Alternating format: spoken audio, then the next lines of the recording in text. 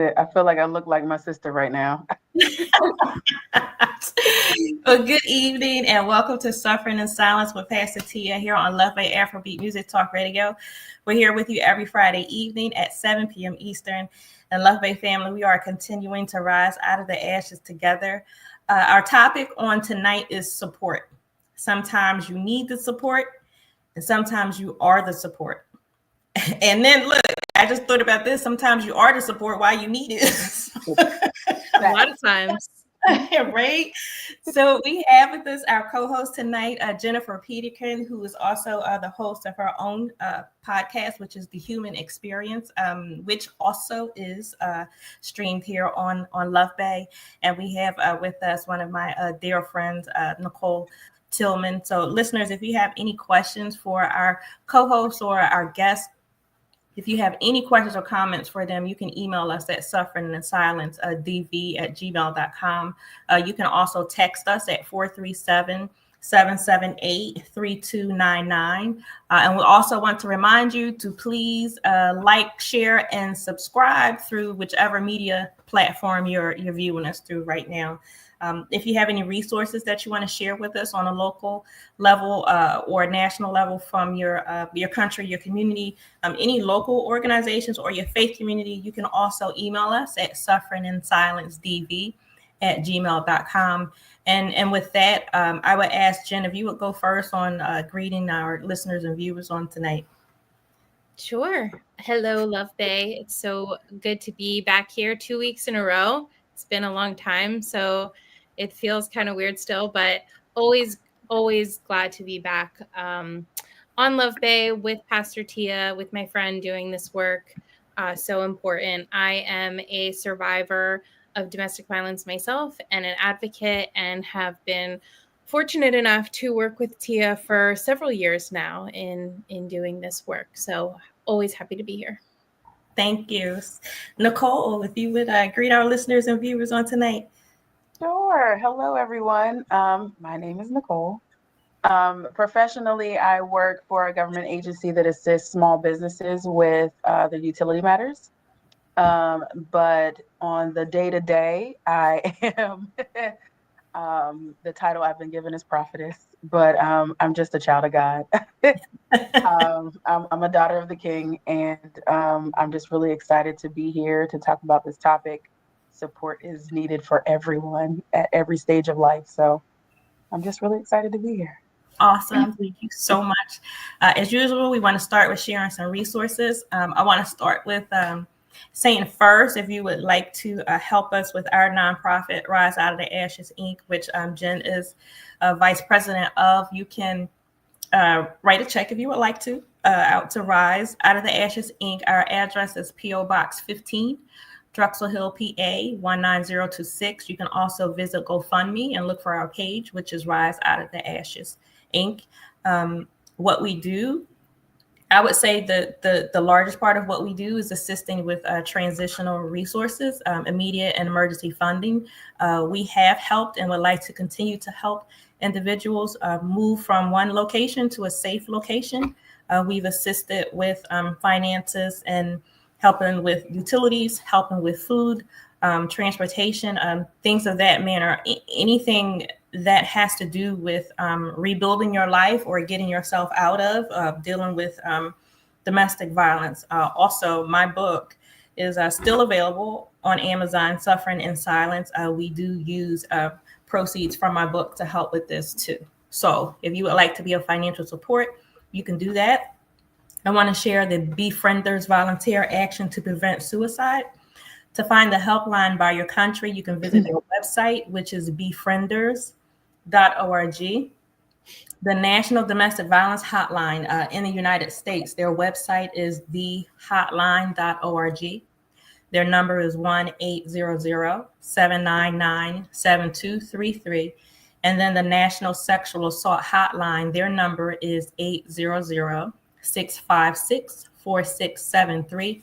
You can also chat online if you prefer at online.rain.org.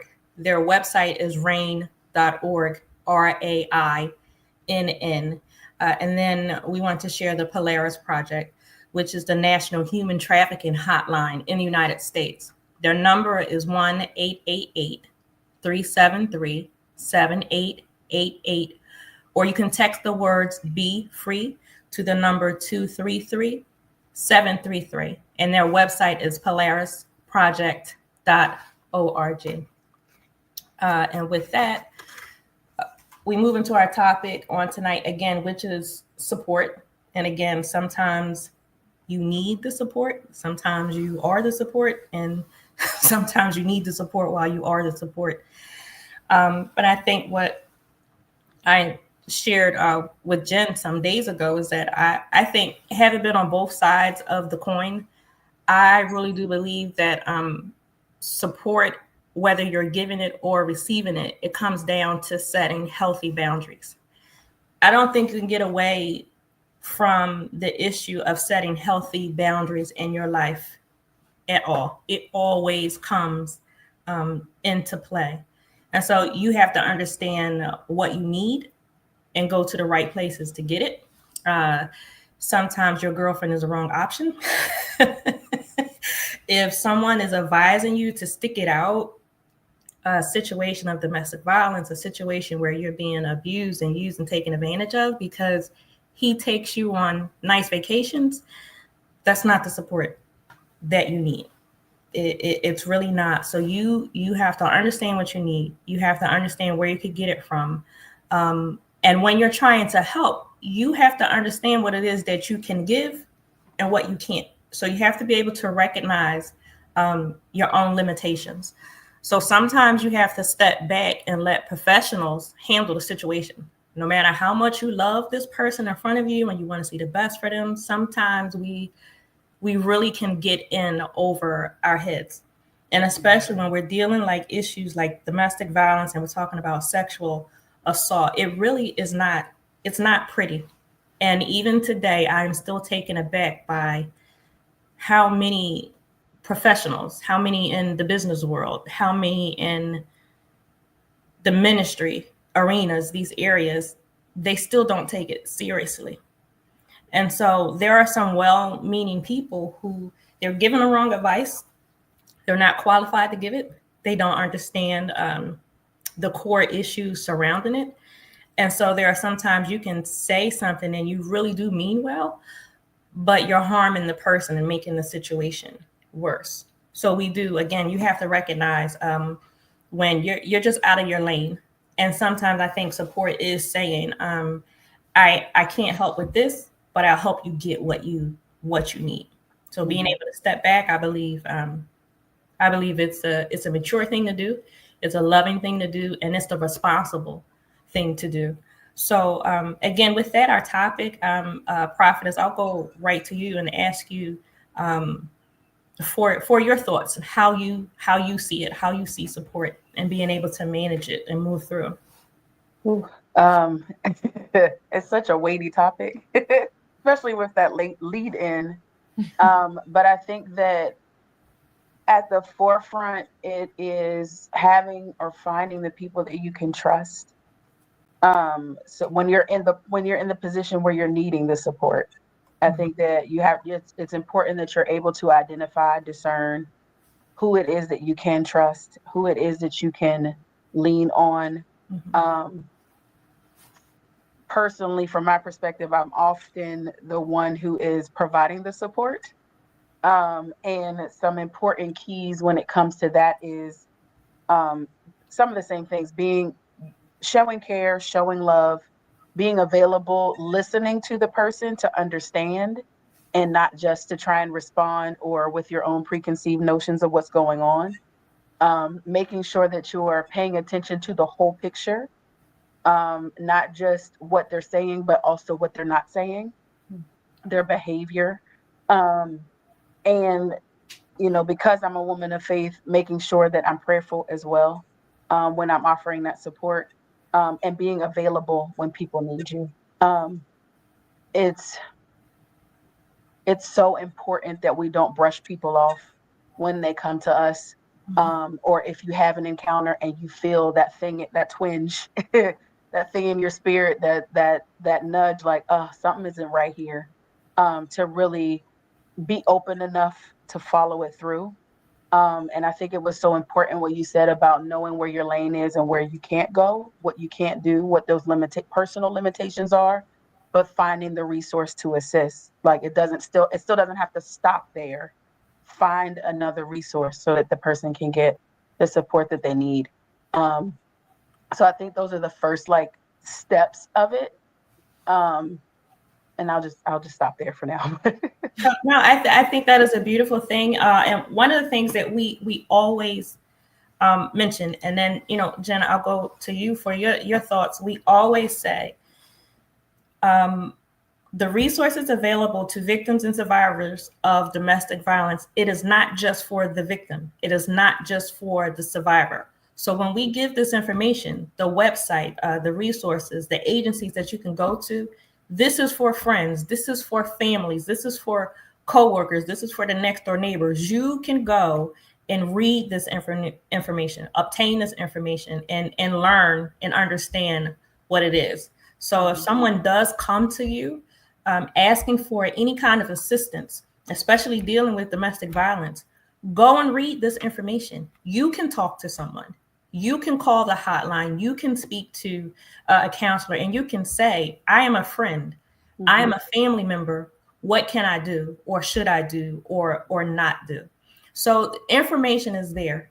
And I believe, as you said, being a true support, it means doing it from a responsible place, getting the information that will be helpful. You do not just want to say the first thing that comes to your mind. Correct. You don't want to speak or act out of emotion, because that's not going to help you, and it's definitely not going to help that person. And then I would say, being on the other side, when you're seeking support, and I can say this personally because it's my experience, what I've been through, what I felt, and what I know. It really sucks when you put yourself out there and you think, I can trust this person. Mm-hmm. And then they break your heart, or they betray you, or, it's like, I just told you my entire story, and the only thing that you did was just go get on the phone and tell other people. Mm-hmm. Or go back into this organization or this place where, I'm in an esteemed position or a high position, I'm in a leadership position, and you just went and just told them something that is like, wow, now I'm dealing with this, and now I got to deal with the situation you created because I trusted the wrong person.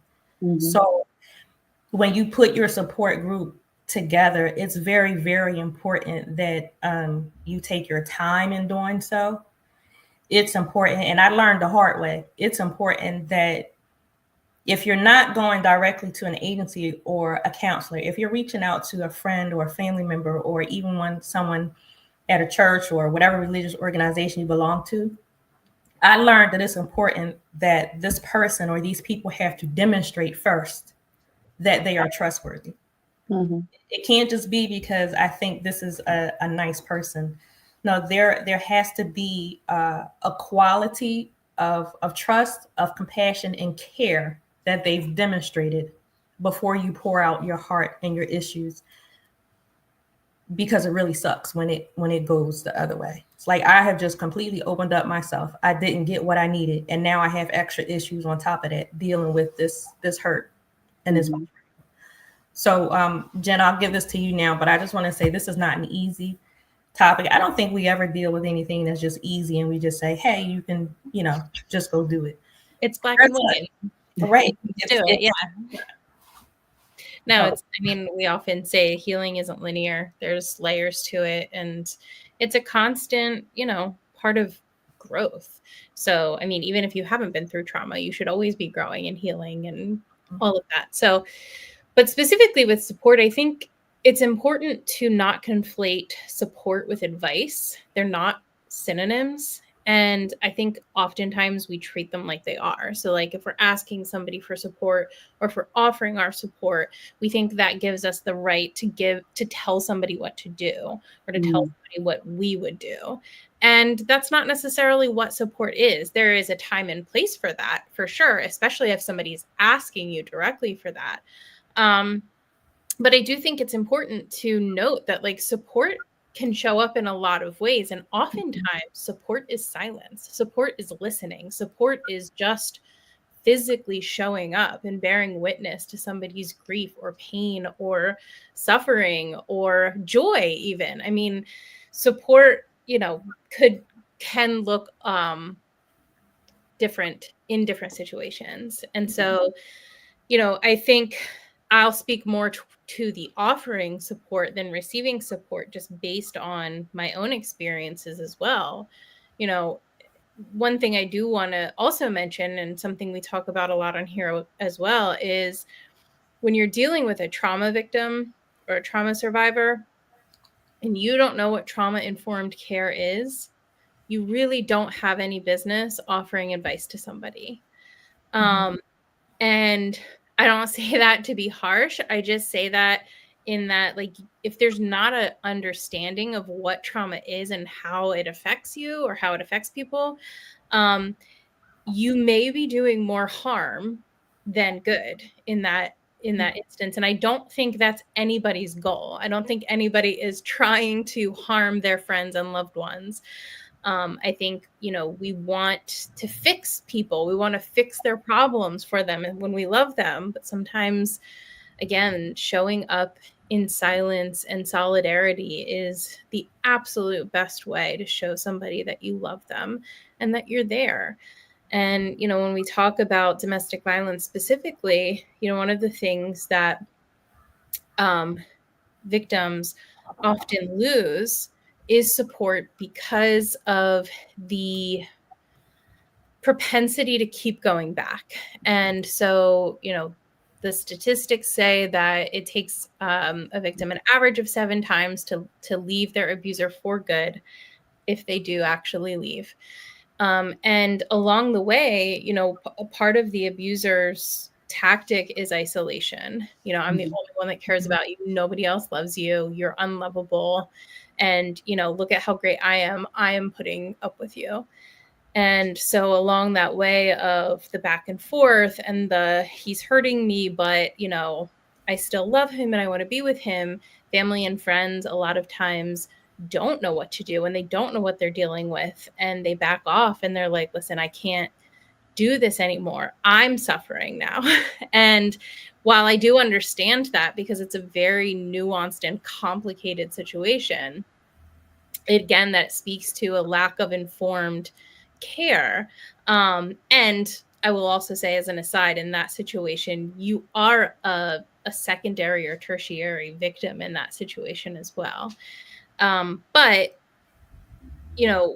people lose their support systems over time or along the way because they don't know how to show up, how to stay in touch with somebody that doesn't seem to be changing their behavior or doesn't seem to be doing things on the timeline that seems appropriate to you. You're looking at a situation and saying, why haven't they figured this out yet? And the reality is that, again, it's not black and white. It's very nuanced. It's very complicated.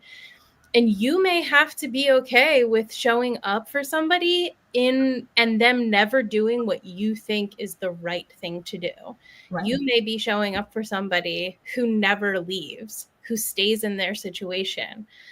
But if you can figure out how to support somebody by just being there, by listening to them, and by not judging necessarily their actions, that is just like such an elevated and transcendental form of support.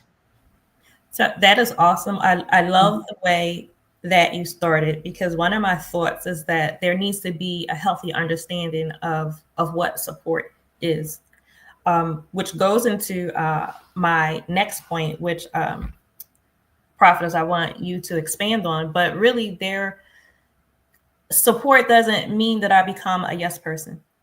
It does not mean that I become your personal bank account. It also doesn't mean that I lie to you and tell you what you want to hear, or that you put yourself in a position or you allow people to expect you to do and be what you're not, or expect things of you that it's just not possible, or it's not realistic. And so I think in short, what that really is that basically real support, whether you are receiving it or giving it, is not toxic. Correct. And so Prophetess, if just that point right there, support is not toxic. If I go to you for help and I walk away feeling worse than I did when I came to you, Mm-hmm. that's destructive. Completely. I definitely agree with you. I've been in a few instances or situations where, a friend of mine was having trouble in her relationship, and she was expecting that I was to respond a certain way. And when I told her that that I wasn't going to, because again, you have to have these boundaries, right, and know what Yes. you can do, what you can handle, and what is my role in this situation. My role was not what she thought it was supposed to be, and I was very clear about that. And unfortunately, we had to end the friendship, because it was becoming toxic. What she wanted me to do was completely out of pocket. And I could foresee that if I would have responded the way she wanted to, it would not have ended well for anybody. Right. So I said, let me remove myself from the situation. You go ahead with your choice, but I have to go this other way, because I can't put myself into more harm. And I think we do have to keep that in mind when we're providing support for people. And, even on a broader scale, if we're just being a support to a friend who is grieving a loss, that is such a very touchy and sensitive space. And sometimes, we get, and I say we as like Christians, we like to throw scriptures at people. Mm-hmm. And sometimes that's not the time or the moment for that. I don't need you to throw a whole lot of scriptures to me. Sometimes I just need you to sit with me in silence, like you said before, and just be present, be fully present with me in the room. I need to feel that someone else is sitting here with me while I cry. There is actually a scripture that says, I rejoice with you and I mourn with you. So if that is what they need in that moment, my support is showing up 100% and actually just sitting and grieving with you, being that present body with you through your process. And another day we might just sit and laugh. We might just, whatever that need is, being sensitive enough and caring enough and loving enough to provide what the person needs in that moment without, again, putting yourself in harm's way. And I think that one thing that we have to learn to grow more in is just learning to care and love other people properly. We don't take enough time. If we're not even kind enough to ourselves when we're talking to ourselves, then how are we to be kind to other people? But we have to take those moments, learn how to be kinder, speak softer to yourself. Don't call yourself stupid and ugly and dumb, but I am fearfully and wonderfully made. I am smart. I am this. I am that. Start speaking more positively to yourself and see how that also trickles down to your other relationships. And I'm going to start going down a rabbit hole. So I'm going to. No, I think everything you Right said, I think that was just absolutely amazing. And I love what you said about love, because me going along with everything that you say or that you want, that's not what love is. That's not support. And if I'm taking my time to invest in you, I am not going to just make you feel good and make you feel comfortable in a situation that is destroying you or bringing harm to you. I've had women and men who have come to me and described the situation, and what they wanted me to do was just make them feel better in the moment. Like I'm supposed to bypass what you just said, right? No, pat you on the back and make you feel good and like give you a little bit of strength so you can go back and deal with it. No, baby, he just spit in your face. That's that's not gonna get better. Like we can't rush past that. Okay. Right. He put his hands around your throat and picked you up off of your feet. He didn't do that because he had a bad day at work. Right. So if you're bringing this to me because I love you enough, even if I don't know you, I've had people walk up to me and just start talking because they know what I do. But I love you enough because of the God in me to give you the truth, to give you what I can, which is being honest. And Jen, as you were speaking earlier, I really don't think it was anything harsh about what you said or how you said it, because that is what we need. We need to understand what support is, and we have to be true in it, or we're just going to be causing more harm and danger all the way around. It's just like you a spoiled apple, just messes up the whole bunch. Well, how about we just start trying to do this the right way? And I might not be able to do a lot, but what I can do is not try to make you think and believe it's all right to walk back into that house after he just cut up your things. Because the next thing that's going to happen is he's going to move from destroying your property to putting his hands on you, hurting you physically. I have had these conversations with people who they were in a moment, they were fearful, and they're saying, I need. And what they really wanted was just to feel better in a moment, and then just go back into that. Well, no, if you go back, that's your choice, but you're not going to go back with me making you feel like it's okay. So I think a part of love is being honest. My support doesn't mean I'm a doormat. It doesn't mean I'm just going to say whatever you want. Now, and at the end of it, because we are who we are, because of what I do, who God has called me to be, I'm responsible. I'm responsible to God. And that's how I see it. That's how I feel. So, no, I'm not going to placate, to any issues like that. So if you walk away from me because I told you the truth, because I care enough about you to do that, then it's fine. It's okay. I'm willing to deal with that. And so, like, Jen, I would love for you to expound on this point. And Nicole, you already started talking about it. If your support is rejected, it's not your fault. Like it really is okay. I've seen, especially with men, it's like some of them, they want to talk privately about the things that they're dealing with, but they don't want to admit that they're being abused. Like countless times I've had men standing in front of me who described their situation. They described their wife or their girlfriend or the mother of their children damaging their property, damaging their cars, clothes, televisions, computers, like just destroying stuff. There are some men who they're afraid to eat food from their hands because they think that they put something in it. Like they're stealing from them and not even trying to hide it, like taking cash, using credit cards, just yelling at them, hitting them, calling them names, and doing all this stuff in front of their children at times. And yet they still refuse to verbalize the words that this is abuse. This is mental abuse, physical abuse, financial abuse, it's emotional abuse. And they're not ready. They're not at that point to deal with it. But I can't force them. Like I can't force you to see it. So for some people, maybe that first conversation is, maybe that's the first time, the beginning for them. But then, Jen, I believe you were saying, sometimes it's a pattern that they fall into and they may never come out of it. And so you have to be okay with, it's very hard. It's very hard to stand and to see someone being hurt by a person or people or an organization, but you can't force somebody to leave a situation or a person that's hurting them. So Jen, if you would just expound on that point, if your support is rejected. Yeah. And I think especially like if it's asked for, like you asked me, and then now you're treating me like I did something wrong to you. Yeah.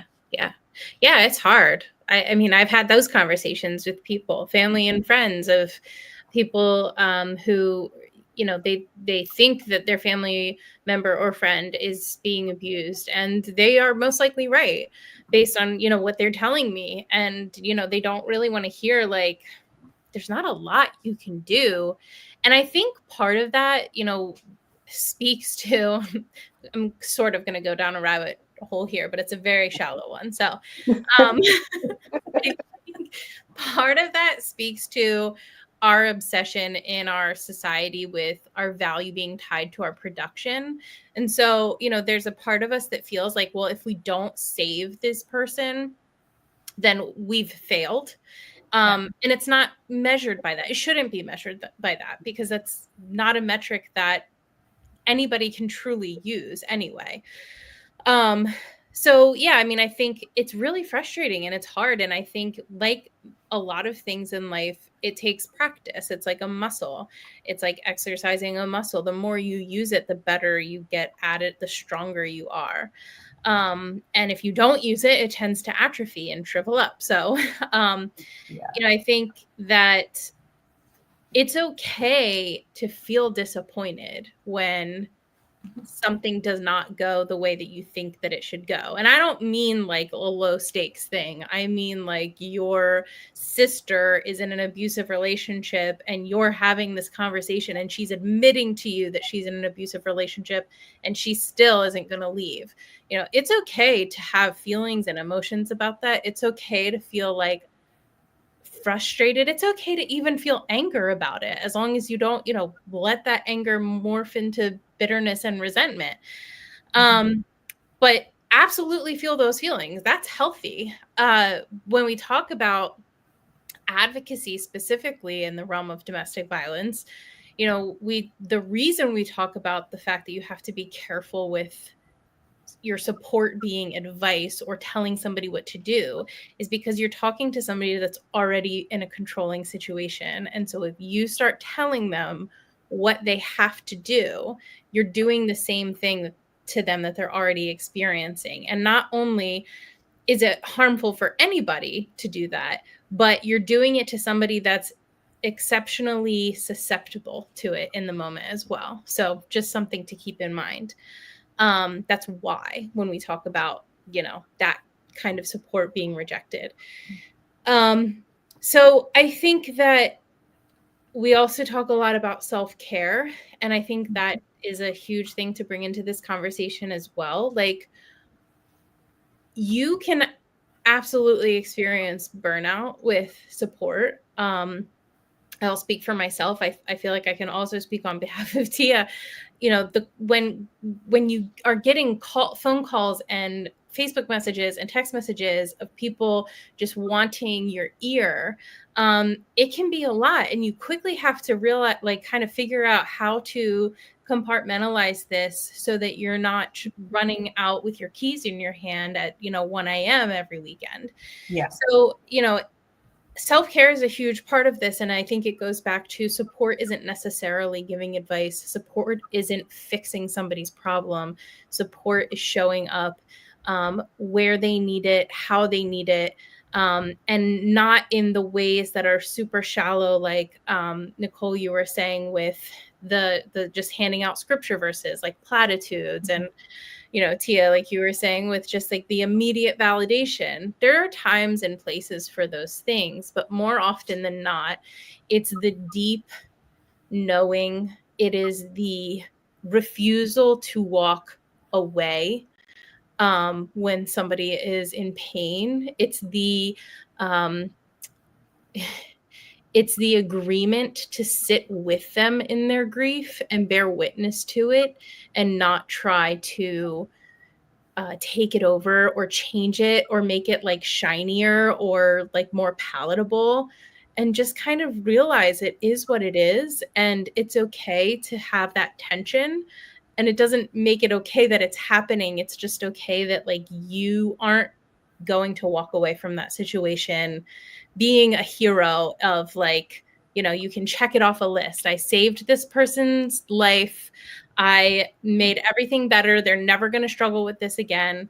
It's just not reality. And I feel like that kind of support gets you burnt out extremely, extremely quickly. Yeah. And I would say that if you have a mindset like that, like if your mindset, if your desire, if your motivation is, I want to save this person, I want to fix them, I want to fix their situation, I just 100% want to go in and just make everything right. If that's your thought process, then you shouldn't be in a place of trying to support anyone on anything, because that's a setup for failure.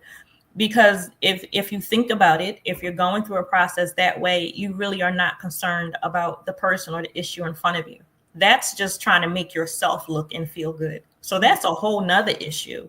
Yeah, it's a hero complex. I'm Yes, sorry. hero complex. No, exactly. That's a Yeah. hero complex.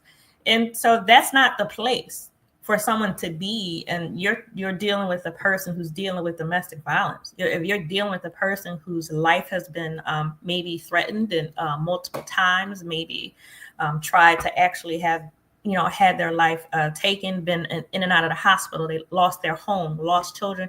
That's not, I don't need Superman right now. I don't need you to fly in with your cape.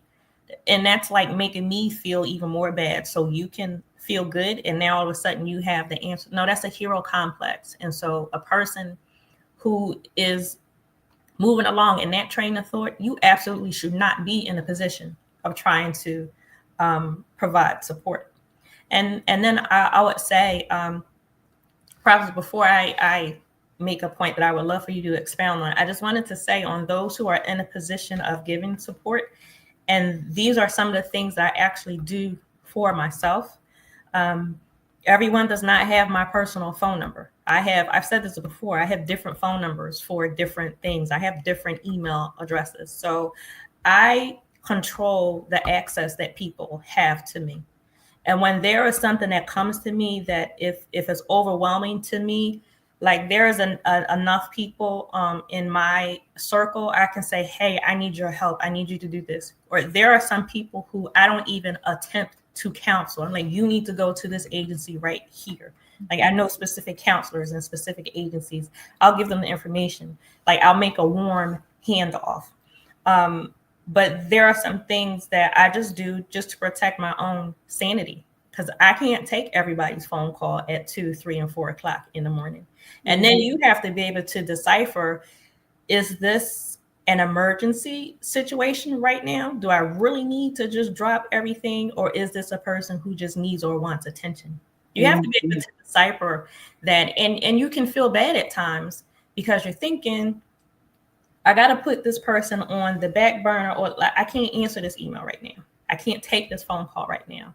I have different rings on my phone because I have different numbers that ring to my phone. So I know whatever ring that I hear, I need to go to my phone immediately, or I can wait, let voicemail pick it up. That's something that I do for my own sanity. Or I mean, like even private, people pull on you and they call you and you want to help, but you have to take care of yourself or you will absolutely fall apart. And I know in all that we do for advocacy, I was not meant to save the world.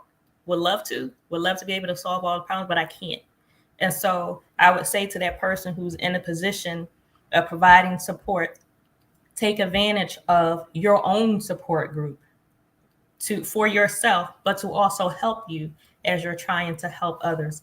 Because I can't be on the phone every night at 2, 3, and 4 o'clock in the morning. I can't jump in my car. What am I going to do with my 11-year-old if I'm going, here and there? There has to be a balance. So take care of yourself. And I mean, there are some people who it's like, did you get my email? Yeah, I got it. And or maybe I didn't get it, or what have you. But you can't let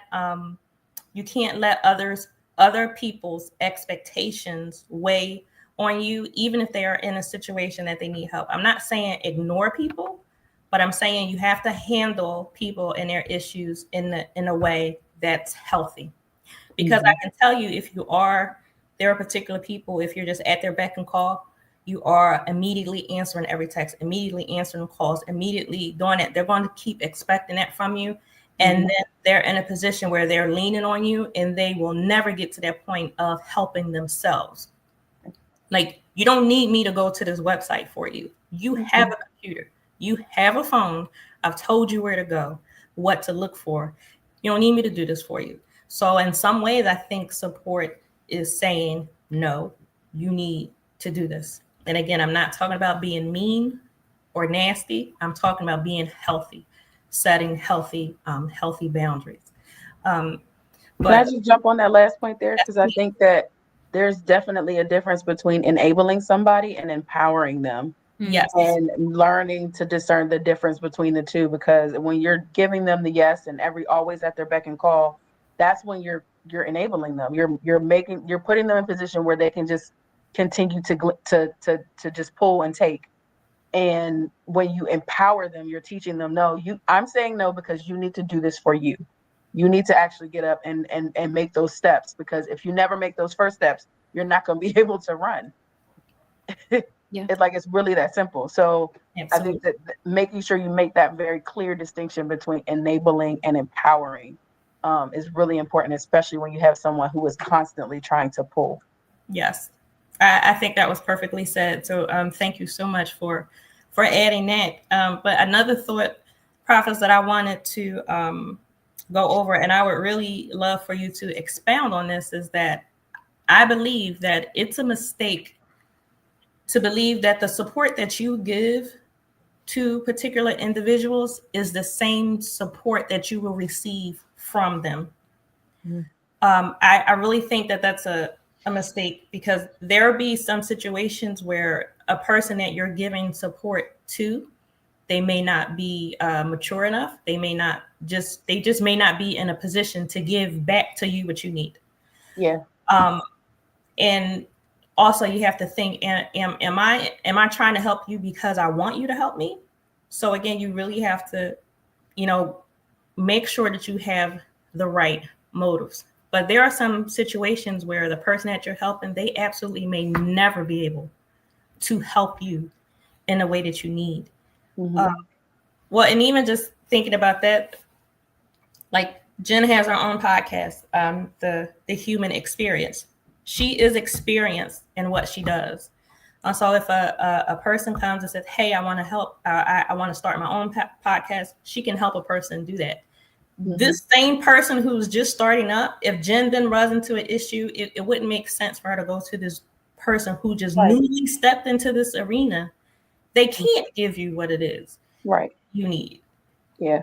I think that's a nature of a lot of our relationships. And again, it's that really taking the time to assess where you are in that person's life and where they are in yours. So if they're the ones that they're in that position with you, where you're the one that's supporting them, but you know that you can't get that support back from them, that's why it's important to have your own support system, your own tribe, your own community that you build up, so that you can go and you're not carrying the weight of whatever it is that you were assisting or supporting with, but you have somewhere else that you can release that to as well.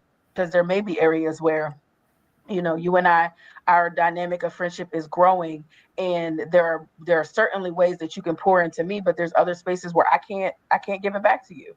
Yeah. It's just the way that life is. But again, I think that goes all the way back to the beginning of the conversation, where we were talking about knowing your lane and knowing where your limitations are. And it's not fair to assume that just because they were able to come to you, that you can go back and give that same thing back to them or get the same thing from them, because they just might not be mature enough. They might not have the capacity, the skill set, any of that. You just can't. You have to know where you can draw from and where you can't. And that's why it is so important to build up your community, your tribe, the people that you know that you can find that support from, so that you're not consistently disappointed when, well, I gave this to you, but you couldn't give it back. Yeah. And I think we have to make a clear distinction when we're talking about support. Sometimes it can come from family and friends, but support does not always mean that we will have a personal friendship. Right. You have counseled me. If we spent an hour or two together every week for some time, that doesn't mean that we're going out to dinner. That doesn't mean that we're going to go see a movie together. And I think that's where healthy boundaries come in as well. And I think we can be kind of emotionally indebted to a person that has helped us. And it's like, oh, wow, now they are my friend because they did listen to me and they guided me and directed me or did whatever that was helpful. And because you may have a lack of true friendships, you may be reaching out to this person who is strictly there in this supportive, professional manner. And I think we have to have an understanding.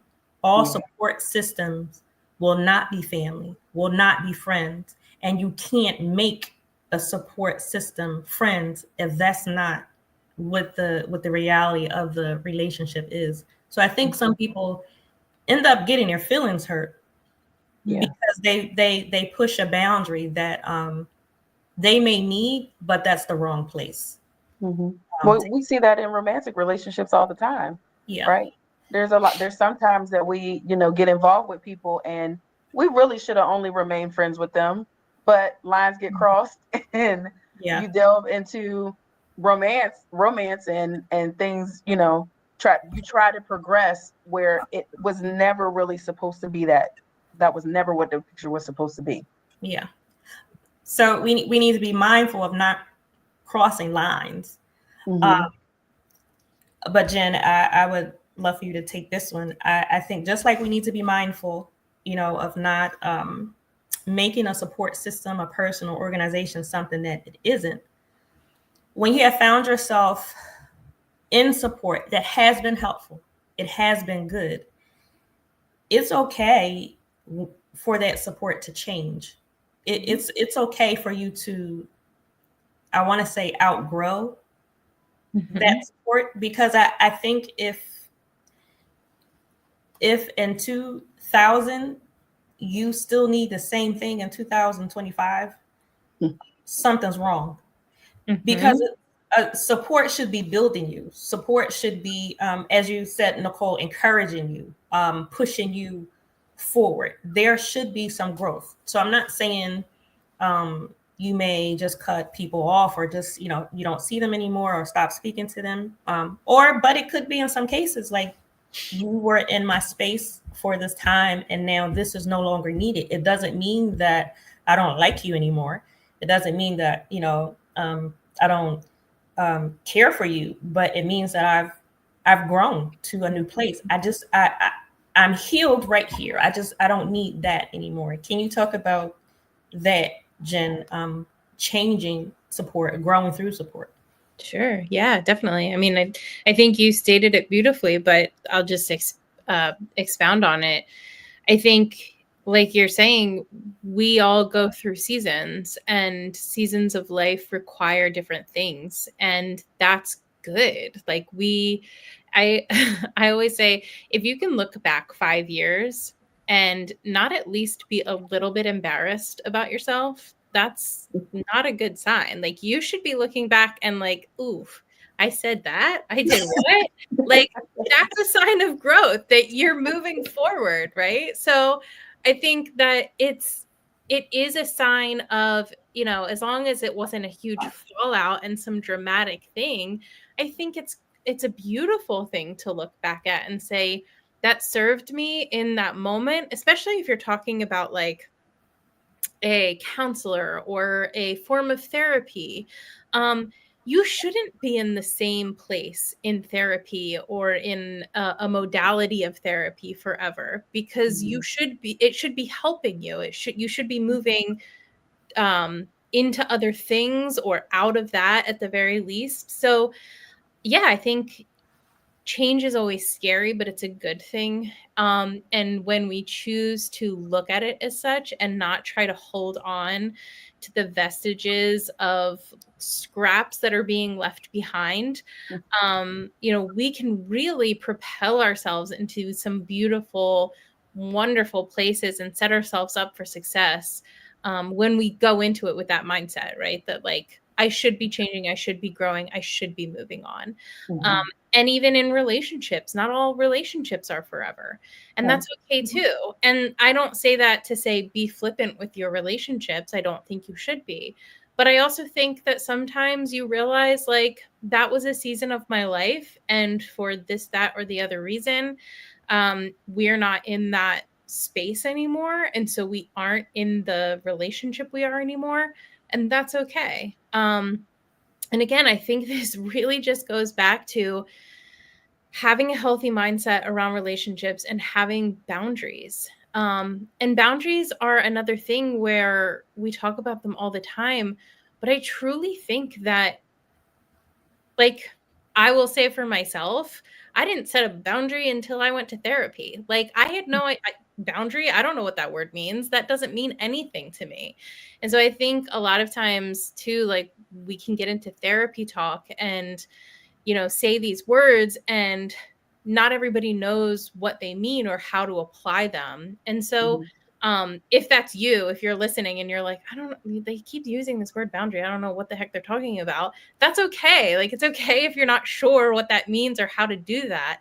But just know that, like, that's something that you can work towards learning about, or work towards employing in your life. And really all it means is creating healthy barriers for yourself between you and other people, so that you don't set yourself up for failure, or to be taken advantage of, or for you to take advantage of other people. It works both ways. Yeah. And so it's really about creating health in your life. And when you cultivate that health in your life, that's when your gardens start to grow. That's when you start to experience real change and forward movement.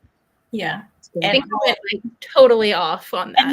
That was good. It's fine. That was very good. In fact, I would like to add to that. And Prophetess, I would love for you to add as well. But I want to say, when we're talking about boundaries, and for me specifically, I think boundaries means changes. It means I've drawn a line in some areas. This is what I will allow. This is what I will accept, and this is what I won't. And for me, there are some boundaries that are just normal and natural. Like nobody can just talk to me any kind of way. You just can't. You're not going to disrespect me. Like years ago, I had a meeting with a manager, a job that I worked on. Well, not just the manager. This person owned the company. And it wasn't just me. This person just talked to everybody like they were just on the bottom of his shoe. And so I scheduled a meeting on his calendar. We went and we had a conversation. And I'm like, you are very good at what you do. This job is great. I'm sure I could learn some things from you, but you need to change the way that you talk to me. Now, I was full well prepared to lose my job. Now, I was going to sue after that. But it was like that. That was my boundary. You can't do this to me. You cannot talk to me this way. And there were not just, mental and emotional effects on that. It affected the way that I was doing my job. Like, I started making mistakes, and I'm not perfect, but I'm good at what I do when I'm working. And I was just making some dumb mistakes. And it was because of this person's, their negative personality. And again, it wasn't directed just towards me. It was like everybody, but nobody, including upper management, would say anything. Like upper management, that they were coming to me. It was like, no matter where I worked, it was like I was always like the counselor, like everybody just came to. And I'm like, yo, this is an issue. Do something about it. Like, you have the power to do something about it. But it just went on, and it went on into the point where I decided within myself, this is a boundary I have to make clear. You cannot talk to me this way. And it immediately changed. I was surprised. I really was. But it was a chance that I just had to take. So for me, people can't just talk to me any kind of way that you want. Now, there are some situations where you don't know what's going to happen. Like, I have been in meetings where somebody just exploded, and I'm like, okay, this won't happen again, because I will not put myself in a situation where I'm in a room with you to give you a chance to do that. So I know, like, if your conversation is if you just want to gossip and you just want, no, that a boundary for me is, I can't talk to you. We can't have personal conversations. I got too much going on. Like, the stuff that we do, like just the advocacy work we do alone, I don't have time to get wrapped up in anybody's gossip with the things that we do. That's a boundary for me. So you may not like it, but okay. And usually the only people who don't like your boundaries is the ones who can't cross the lines that you set. Right. And then there are some boundaries that are put in place because you just did what you did and you said what you said. So now I know I have to make a change so this won't happen again. But I believe that boundaries are setting yourself up in a healthy way of knowing what you will allow and what you won't allow. And sometimes boundaries can change. Like, I have this in place right now. Now, if you do what you're supposed to do and if you get better, okay. My boundary is an opportunity for you to grow. If you choose not to grow, then it's going to stay in place. And I'm good, you're good. Doesn't mean I hate you, I don't like you, but that's how it is. So that's how I think, in a simple term, I think of boundaries. So, Prophetess, how would you? I'm sorry, say that one more How time. would you describe boundaries? I agree with what both of you said about it. I think it's healthy boundaries are when you're taking, you're self-aware of what you will allow and what you won't allow, and really taking the time. Because I think that, like you said, Jennifer, sometimes we throw these words around and people don't really know how to do it or what to do it, but just really sitting and just having a couple conversations with yourself. Nicole, what is it that you are going, like, do you not, I'll give a clear example. I do not tolerate people raising their voice with me. We're not doing that ever. I didn't grow up in a loud environment, and it's just something I do not allow it. And I think that just sitting and being like, okay, Nicole, well, why won't you allow people to yell at you? Well, one, it's not right. And why are you coming at me with aggression? And just like simple, it's as simple as that. And just saying in the next relationship or whatever the encounter is, no, if you're going to raise your voice, that we can't talk. I had to do this at work recently, literally. The person was upset about something and took it to a whole nother level that it shouldn't have been. I said, pause. Before we move forward with this conversation, you need to bring it all the way down. Because if we can't talk civilly, we cannot have a conversation. Right. That's the boundary. It's a healthy boundary. When you bring it down, I said, take a pause. If you need to take a few deep breaths, go on ahead. I'm gonna give you the time. And then we can continue the conversation after that. So I think it's really just recognizing what things make you anxious, uncomfortable. If it brings you alarm, then that's somewhere that you need to make note of, that this is where I need to put a boundary. I need to put something in place to protect myself from getting to those spaces. Yeah. And I think that's really what it comes down to. I do want to circle back though to something that Jennifer was saying about relationships, because I think sometimes, and this is kind of just an aside, sometimes, and we're almost at the end of time, I'm looking at the thing. Sometimes we get, every relationship doesn't have to end in conflict or turmoil. And I think that we need to normalize that, because like you said, growth is just an essential part of being a healthy human being. And sometimes we just grow apart. You're growing one direction and I'm growing in another direction. And that is okay. There does not have to be a crazy conflict for us to move on from each other. Like, we have to be okay with saying, okay, well, now is not this next season might not be the season for us. Yeah. But be blessed. Yes, absolutely. All right. Well, can I just take on just a little bit? Because just clearly, forgiveness is not reconciliation. Absolutely. That's two different things. Mm-hmm. There are some times where reconciliation is not possible and reconciliation is not the right thing to do. Correct. We talk about forgiveness. Yes, everybody at some point, as what we believe, as Christians, at some point we should get to forgiveness. Forgiveness is not something you say to somebody who's sitting in the hospital room. Right. If you have just been hurt, someone tried to kill them, the first word out of your mouth is not forgiveness. So forgiveness is a process. Mm-hmm. But even when you work through that, whatever your process is on that, when I come to a point of, I'm good, I'm okay, that does not mean that now I have to put myself in a place that will allow this person to do this to me again. Mm-hmm. Or put myself in a place being in the same room with this person and they have not acknowledged what they've done. They have not recognized it in any kind of way.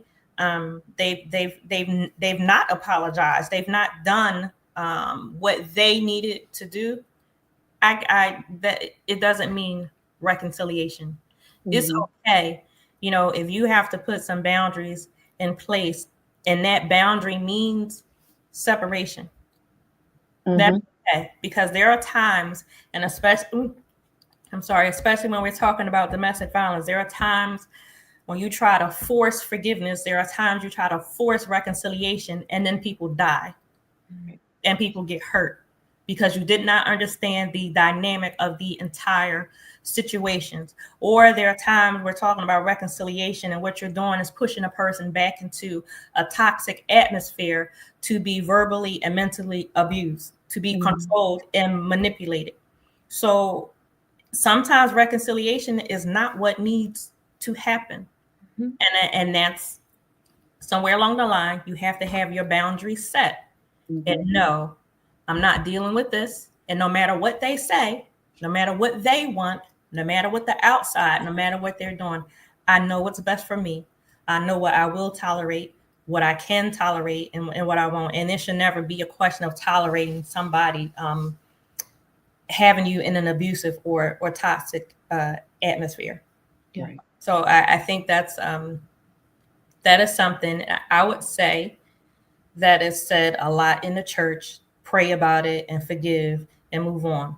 Well, no, it is not fair. Pray about it and forgive this man who put this woman in the hospital. No, he broke bones in my body. He tried to take my life. To say to a person who was sexually abused, raped by a family member, we're all going to the barbecue. You need to forgive and forget about it. And you just show up. No, that's not what it is. So we need to care and understand and know what we're saying. And that goes back to, I believe, Jen, a point you made earlier. You need to be trauma informed. If you're not trauma informed, stop talking to people about forgiveness and reconciliation. Stop trying to convince people to have their boundaries be what you think their boundaries should be. That's going to cause more harm and more danger. And unfortunately, some of us, because we have titles in front of our name, with clergy, we make it worse. And we have people who end up hating God because of what we said and what we did. We pushed them in the wrong direction. Yeah, I just wanted to throw that in here. I'm going to just keep the train going because I want to say to what you said real quick. Promise it's real quick. Forgiveness takes one person. Reconciliation takes all parties. And so you can't even talk about reconciliation unless everyone has, first of all, done the work in themselves. And second of all, is willing to show up in good faith on a healing journey and with actual actionable change. So forgiveness, yeah, all well and good, but don't even talk to me about reconciliation unless all parties have put in the work. Yes. 100%. Absolutely. 100%. So, okay. So we have just a few more minutes. So I want to end with this, and then ladies, I'll ask you to give us your final thought of the evening. But I want to address the point that I brought up, and we didn't talk too much about the person who finds themselves in the position of giving support while they need support themselves. So a person, if you are finding yourself in that place right now, I want to say that you are not forgotten about. I want to say that as much as you're trying to help someone else, you have to help you. So make sure that you have what you need. It can be physically, mentally, and emotionally exhausting trying to be there for another person. And then you go home and cry. And you go home and you're alone, and you go home and you don't have what you need. I want to say you are just as important. I think it's easier when you're only dealing with one, but when you're in both situations at the same time, it's consuming. But I want to say again, you're not forgotten about. But please remember to take care of you, set your boundaries, and reach out for the help that you need. And I would even say that there are times where it's okay to be selfish. And I think there are times where you need to be selfish. You really, you have to take care of you and do what you need to do for yourself, or you're going to fall apart. There's no need in you making something happen for somebody else and then you implode. That's not healthy at all. It makes no sense. So we don't want to see anybody destroyed in the process of trying to help someone else. So I know we didn't spend a lot of time on that, but that's the final thought that I wanted to leave on that tonight. And so, Jen, I would ask you to go first, and then Nicole, leave us with your final thoughts on this evening. Yeah, I mean, I would just echo what you're saying, Tia, that you have to be able to care for yourself first, to in order to care for others. When we're talking about longevity, which is what we all want, nobody wants to get burnt out. Finding your own sources of peace, how you relax, how you find your places to breathe. It's important. It's incredibly important, and it helps you, but it helps everybody else around you too. And I also just want to really quick say that you may be the first in your family to be employing this, to be talking about boundaries, to be looking to fill these spaces, and to do the forgiveness work without the reconciliation, and to step into these gaps. That's okay, but that's a really hard place to be if you are. So be compassionate to yourself. Be gentle with yourself as you're walking through this. You're going to make mistakes. I'm always making mistakes. So everybody makes them. It's okay. Keep going. It's worthwhile. It's a worthy cause. And healing is hard, but it is the best thing that you can do for yourself. That was so good. I'm trying to formulate how I want to close out, but I just, first of all, thank you for this. But I think that what you both said was very, very important. I think that just to piggyback off of it, I think that as we are being kinder to ourselves and learning to love yourself, because part of that in being the support system for others in the midst of needing the support yourself, you have to choose you. And in doing that, you are giving yourself permission to be cared for, giving yourself permission to accept the support, to accept the covering, to accept the love, to accept affirmation, to accept being poured back into. Because sometimes we get in those spaces where we have the S on our chest, and we're used to being the main person that's doing and carrying and holding all the things. And you feel like if I put it down, then who's going to pick it up? But there are other people who can uphold that stuff for you. So being brave enough, be courageous enough, be kind enough to yourself to put yourself first, and even in those things, so that you can be a better support to the rest. Because you can't support them if you're down. Right. It's not possible. So yeah, so that's what I would leave you with. Well, thank you so much. We would love to have you back. I feel like we can continue this conversation and the several other conversations that we started with this one. So I would love to have you back. Nicole, thank you so much for being here. Thank you, Jen. Love Bay, if you want to catch up on previous episodes of our program, you can visit our YouTube channel, Suffering in Silence TV. We also want to remind you again to please remember to like, share, and subscribe. You can also see past programs on Love Bay. There are different media outlets, Facebook, YouTube, Instagram, Twitter, well, X, formerly Twitter. So please do that. We want to thank you for joining Suffering in Silence with Pastor Tia here on Love Bay Afrobeat Music Talk Radio. We're here with you every Friday evening at 7 p.m. Eastern. Love Bay, we're rising out of the ashes together. And I have to throw in there TikTok. I saw that on the banner. I thought TikTok was over. But you can find Love Bay on TikTok as well. Everyone, have a good evening. We love you. We support you. We're rising out of the ashes together. Good evening.